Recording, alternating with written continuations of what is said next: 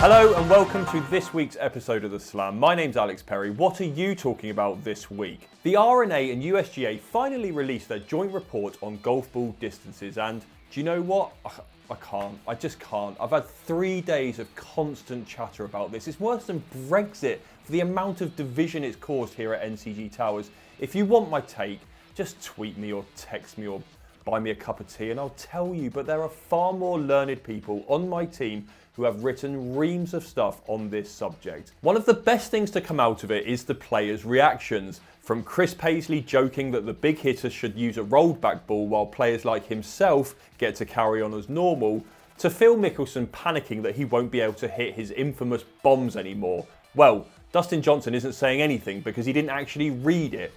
I got the email, he said, and when I saw it was 18 pages, front and back, I didn't even try and read it. It's funny because I often feel like DJ is my spirit animal.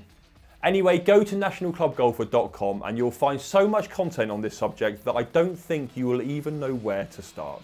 Right, great to see GMAC back in the winner's circle on the European Tour. Shame it was in Saudi Arabia, but you can't have it all. And he did it all while spending the majority of the tournament with the threat of a one-shot penalty hanging over his head after getting hit with a bad time on day one of the Saudi International.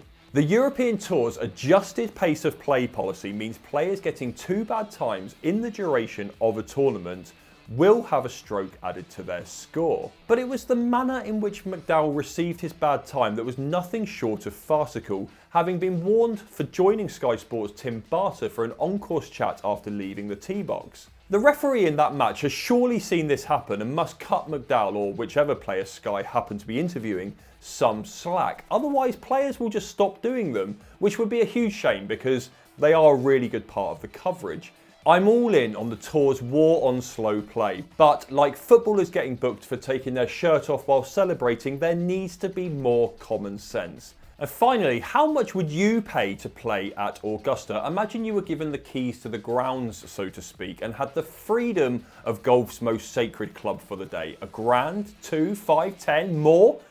If, like me, you would happily sell your firstborn, she's more annoying than her brother, for a chance to play Augusta, and Green Feast chat is generally your thing, then be sure to check out the latest episode of the NCG podcast, where I'm joined by Mark Townsend, Steve Carroll, and Andrew Wright, who all have very different ideas about how they would spend a day at Augusta. Right, that's enough from me. That was this week's Slam. I'm Alex Perry. I'll see you next week.